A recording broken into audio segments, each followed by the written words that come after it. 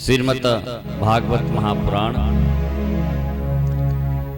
स्वामी जी महाराज, संत समाज, आचार्य वर्ग, विद्युत वर्ग तथा प्यारे प्रेमियों, परम ये सौभाग्य का दिवस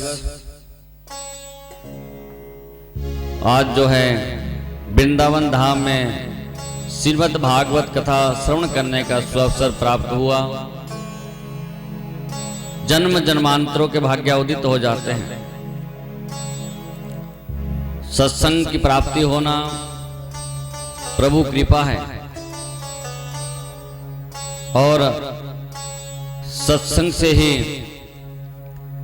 जीव के अंदर गुण उत्पन्न होते हैं। बोली राधे राधे, श्री राधे श्री राधे। बोली बांके बिहारी लाल की जय। सत्संग से जो है गुणों का भंडार प्राप्त होता है और बिना सत्संग के कुछ भी प्राप्त नहीं होता है। चाहे कितनी भी उपलब्धि प्राप्त क्यों ना करनी हो, जीवन में अगर शांति चाहते हो तो जितना हो सके सत्संग करना चाहिए। सत्य मने अच्छा, संग मने करना है। अच्छों का संग करना ही सत्संग कहलाता है और बुरों का संग कुसंग कहलाता है।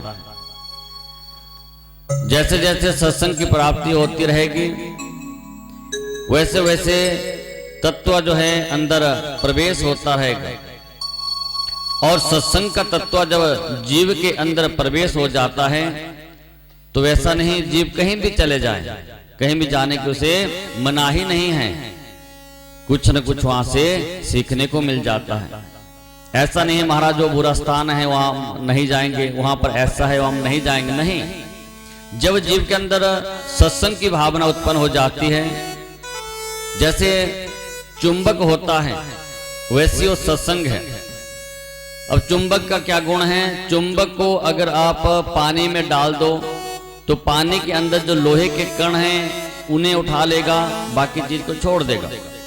कीचड़ में भी अगर चुंबक को डाल दोगे तो कीचड़ में भी जो लोहे के तत्व है उसको खींच लेगा, धोने के बाद वो साफ हो जाएगा। जो उसका अपना गुण था उस गुण को उसने पूर्ण रूप से फैलाया। वैसे ही जीव का जो स्वभाव है, जो सत्संग में एक बार जीव चला जाता है तो सत्संग का प्रभाव क्या होता है, आप कहीं भी चले जाओ वहां से जो आपके लायक अच्छी बातें हैं उन्हें ग्रहण कर लो, जो बुरी बातें छोड़ दो, कोई बात नहीं। इसलिए ऐसा नहीं है कहीं भी जाओ लेकिन वहां से अच्छी अच्छी बातें ग्रहण करो और जो बुरी बातें हैं उन्हें दूर कर दो। बोले बांके बिहारी लाल की जय। यही एक सत्संग का प्रभाव होता है। ऐसा नहीं है दुनिया में कहीं भी भ्रमण करो, अनेकों अनेक प्रकार के लोग मिलेंगे, कोई कुछ कहेगा कोई कुछ कहेगा, लेकिन आपका काम क्या है? सत्संग जो अच्छा है उसे ग्रहण करना है। कल की पावन कथा में आपने हिरण्यकश्यप की कथा सुनी। प्रहलाद महाराज बड़े भक्त हुए। भक्तों में प्रहलाद जी का बहुत गुण आता है। उसके बाद जो है राजा बलि, जो दानियों में जिनका नाम आता है, और उसके बाद जो है बड़ी लीलाएं श्रवण की और उसके साथ साथ यात्रा का आनंद लिया। जहां जहां कल आप 84 खंबा आपने देखा भगवान जी के, गोकुल में पहुंच के बड़े आनंद के साथ वहां पे दर्शन किया, झूला झुलाया भगवान जहां बाल रूप में विराजमान होते हैं। वहीं पे नंद बाबा 9 लाख गौओं के साथ रहा करते थे। आज भी वहां पे बड़ी गौशालाएं हैं और वहां पे यहाँ की गौ और हमारी जो पहाड़ी इलाके गौ बहुत अंतर है। यहाँ के गौएं देखना कितनी बड़ी बड़ी और हमारे जो गौएं होती है छोटी होती हैं। ये तभी से इसी नस्ल की गौ माता है और यहाँ पे बड़े भाव के साथ भ्रमण करती है। उन्हीं का दूध जो है सब यहाँ पे चारों ओर जाता है, जो अमृत है। बोलिए आनंद कंद भगवान के। प्यारे प्रेमियों, इस प्रकार जो है सुखदेव स्वामी राज ऋषि परीक्षित को कथा का पान करवाते हैं और अन्य दिव्य लीलाओं को सुनाने के बाद राम अवतार के बारे में गुणगान करवाते हैं। त्रेता युग में प्रभु राम जी का प्रागट्य हुआ और सूर्य वंश में प्रभु राम जी का प्रादुर्भाव हुआ। मधु मास में नवमी तिथि को दिन के ठीक 12 बजे प्रभु प्रकट होते हैं। बोले राम भगवान की। प्रभु जो है मधु मास में प्रकट हुए चैत्र महीने में और ठीक दिन को 12 बजे नवमी तिथि को उसमें चंद्रमा नाराज हो गए। भगवान आप तो मुझे भूल ही गए, आपने जन्म भी लिया वो भी सूर्य के वंश में लिया और आए भी सूर्य के समय में दिन में, मुझे तो आपने याद ही नहीं किया प्रभु। तो चंद्रमा को समझाया। प्रभु ने कहा अरे जब मेरा अगला जन्म होगा तो मैं आपके ही वंश में आऊंगा और आपके ही कार्यकाल जो आपका समय होगा उसी समय में प्रकट होगा, आप चिंता मत करो। बोली राधे राधे। राधे राधे। आपको चिंता करने की आवश्यकता नहीं। प्रभु राम जी की लीला हुई महाराज दशरथ जी के यहाँ पे और दशरथ महाराज हुए। इतना भजन दशरथ महाराज जी ने किया हुआ था कि जब दशरथ महाराज जी अपने देहा को त्याग के स्वर्गलोक में गए तो राजा इंद्र का आधा सिंहासन उन्हीं का है। बोलिए आनंद गंध भगवान की जय। भजन में इतनी ताकत है कि इंद्र का आधा सिंहासन महाराज दशरथ जी का। राम जी ने लीलाएं की और प्रभु राम जी का विवाह जानकी से हुआ। विवाह के बाद जो है पिता के वचन थे माता कैकेयी को, धर्मपत्नी कैकेयी को 3 वचन मांग लिए। सो वचनों के आधार पे जो है जंगल में 14 वर्षों के लिए भगवान भ्रमण करने चले जाते हैं, क्योंकि वहां लीलाएं थी बहुत। सब जगह पे भगवान जी राम जी पहुंचे और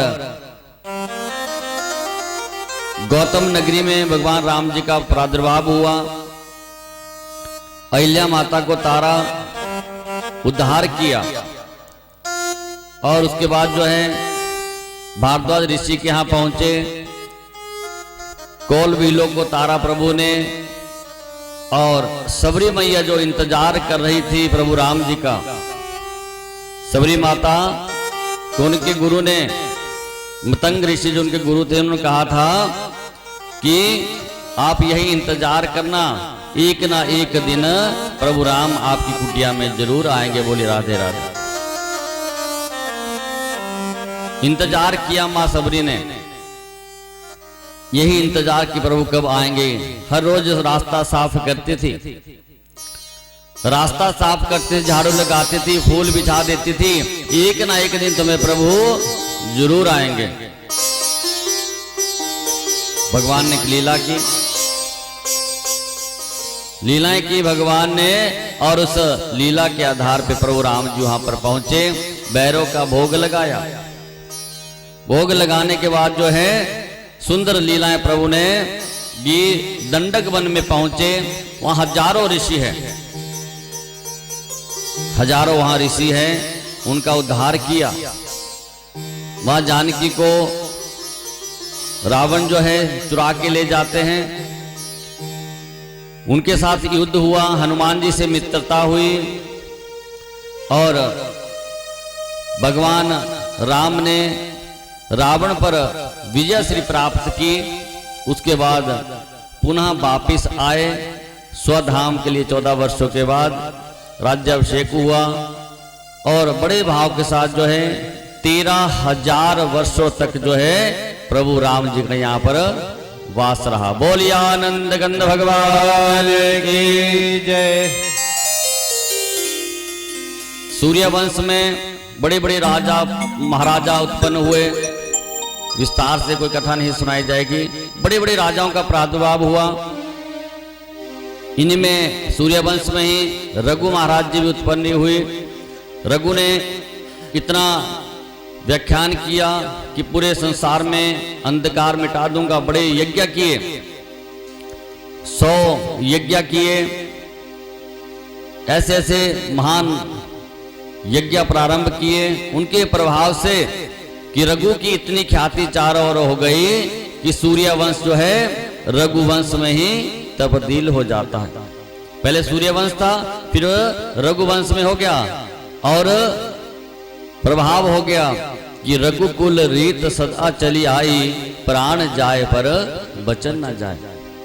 तो रघु कितनी ख्याति होगी, वचन जो कह दिया सो कह दिया। बोलिया आनंद कंद भगवान की जय। वचनों के आधार पे काम हुआ करता। समय बीता और द्वापर युग जब आया, उसमें बड़े बड़े राजा महाराजा, राजा उग्रसेन इत्यादि बहुत राजाओं का वर्णन आता है, लेकिन सूक्ष्म अति सूक्ष्म आपको अमिरस जैसे राजा,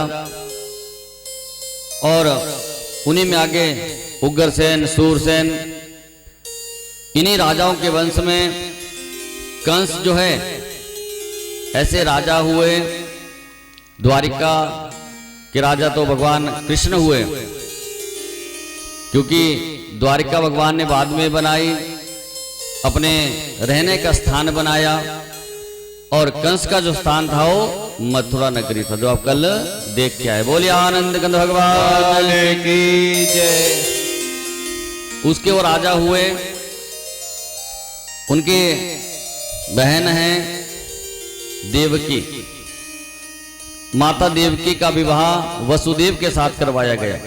बोलिए आनंद कंद भगवान की जय। और विवाह के बाद जो है, क्योंकि कंस दुष्ट दुराचारी था, सबको कहता था कि मैं ही भगवान हूं। जब जीव के अंदर भाव उत्पन्न हो जाता है कि मैं ही भगवान हूं, अपने आप को लोग कहने लग जाते हैं अब भगवान भी मैं ही हूं, तभी समझो कि पतन का कारण शुरू हो जाता है। भगवान को भूल जाते हैं, जिस भगवान ने इतनी बड़ी ख्याति दी, उस भगवान को कहने के बजाय अब स्वयं ही भगवान बन जाते हैं। बोली राधे राधे। स्वयं ही भगवान का चोला पहनने लग जाते हैं, तो भगवान उनका पतन कर देते हैं। जैसे ही कंस भी यही कहता है कि मैं भगवान हूं, तो लोगों की नजर में वो बहुत बुरे हैं। तो कंस ने विचार किया कि कोई एक ऐसा काम कर देता हूं कि लोगों की नजर में अच्छा बन जाऊं। तो क्या किया कि देवकी का विवाह वसुदेव के साथ करवाना तय कर दिया। मित्र थे वसुदेव। और जैसे ही विवाह का काम हुआ, विदाई होने लगी, तो स्वयं मन में विचार किया कि चलो आज जो है डोली लेके स्वयं चलता हूं। तो डोली को उठाया स्वयं। जैसे बाजार से जाने लगे, रास्ते से जाने लगे, तो लोग कहने लगे हम तो वैसे ही इस कंस महाराज को बुरा कहते थे, देखो कितना अच्छा है, एक महाराज होते हुए अपने बहन के डोली को उठा के ले जा रहे हो, तो इससे बड़ी महानता क्या हो सकती है। लोगों की नजर में अच्छाई होने लगी। जैसे जैसे जाने लगे, वैसे ही थोड़ी दूर जाके आकाशवाणी हो जाती है। जैसी आकाशवाणी क्या हुई, बिजली कड़की और आकाशवाणी होगी, अरे कंस, जिस देवकी को आज तुम इस पालकी में उठा के विदा कर रहे हो, इसी का 8वां गर्भ जो होगा, 8वां पुत्र जो होगा, वो तुम्हारा काल बनेगा। बोलिए आनंद कंद भगवान की जय। जैसे ही सुना, घबरा गए, मृत्यु से डरने लगने लगा। अरे भैया, जैसी आकाशवाणी हुई वहीं रुक जाते हैं, और क्रोध आ जाता है उस बात को सुन के। माता देवकी को मारने लगे। वसुदेव ने पकड़ लिया। अरे क्या करते हो, अभी अभी तो विवाह करके अपनी बहन को विदा कर रहे हो और अभी मारने की कोशिश की जा रही है। अरे तुमने सुना नहीं कि आकाशवाणी ने क्या कहा? तो कहा महाराज देखो, अगर ऐसी बात है तो पत्नी की रक्षा करना पति का धर्म है। पहले आपकी बहन थी सो आपका इस पे बहुत प्रभाव था, लेकिन अब मेरी पत्नी है, अब इसकी रक्षा करना मेरा धर्म है। तो विचार किया कि कहा देखो अगर 8वें गर्भ की बात है तो मैं तुम्हें वचन देता हूं कि हम 8वीं जो हमारी संतान होगी हम आपको सौंप देंगे। बोलिए आनंद कंद भगवान की जय। इस बात को सुन के जो है बड़े प्रसन्न हुए। कंस जानते हैं कि वसुदेव ने जो बात कही वो ध्रुव सत्य है, क्योंकि बच्चों से मुकरने वाले नहीं, विश्वास है। सो उन्हें छोड़ दिया। लेकिन जैसे कुछ सामाजिक तत्व भी चारों तरफ रहते तो उन्होंने भड़का दिया कंस के लिए कि देखो 8वीं संतान की अगर बात हुई है तो देवताओं को क्या है, देवता तो पहले को भी 8वां बना सकते हैं, 8वां भी पहला हो सकता है, दूसरा भी 8वां हो सकता है। कोई लीला कैसी हो जाती है। ऐसे ऐसे तर्क दिए कि देखो राजा बलि के यहाँ पे 3 पग भूमि मांगने के लिए गए थे, पूरी त्रिलोकी ही मांग ली। तो देवता कुछ भी कर सकते हैं, इसलिए तुम बहुत सचेत रहो। कंस ने पहले तो ऐसे छोड़ दिया था, उसके बाद जो है दोनों को पकड़ा और अपने कारागार में डाल दिया। बोलिए आनंद कंद भगवान की जय। कारागार में डाल दिया।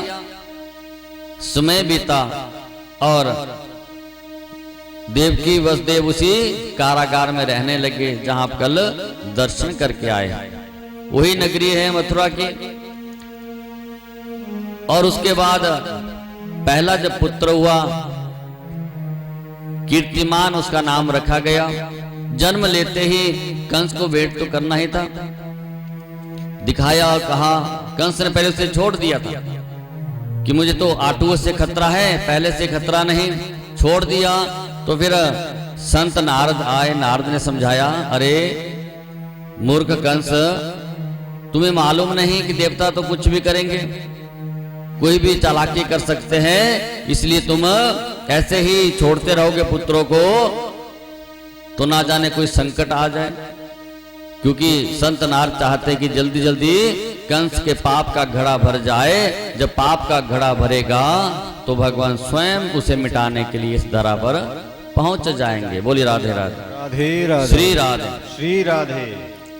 पुत्र को वापस बुलाया गया और वापस बुलाने के बाद जो है जैसे ही उसे शिला पर पटका गया उसकी मृत्यु हो जाती है। बोलिए आनंद का भगवान की जय हो। शिला पर पटकने के बाद मृत्यु हो गई। समय बीता, दूसरा पुत्र हुआ। इसी प्रकार जो है 6 पुत्रों को मार दिया। 7वीं जब संतान हुई सो संघर्षण विधि के द्वारा जो है उस संतान को रोहिणी के गर्भ में स्थापित किया गया। रोहिणी भी वसुदेव की ही पत्नी है। जब आपने कल दर्शन किए रोहिणी माता के भी वहां पे उनकी पत्नी है, उनके घर में स्थापित किया जहां दाऊ महाराज ने जन्म लिया। और जैसे कंस को कहा कि 7वां गर्भ तो गर्भ से ही नष्ट हो गया। अब जब 8वें संतान की बारी थी तो कंस ने सुरक्षा और भी बढ़ा दी। बोलिए आनंद कंद भगवान की जय हो। सुरक्षा और बढ़ाई गई। कल आपने दर्शन किए मथुरा में तो आप कुछ भी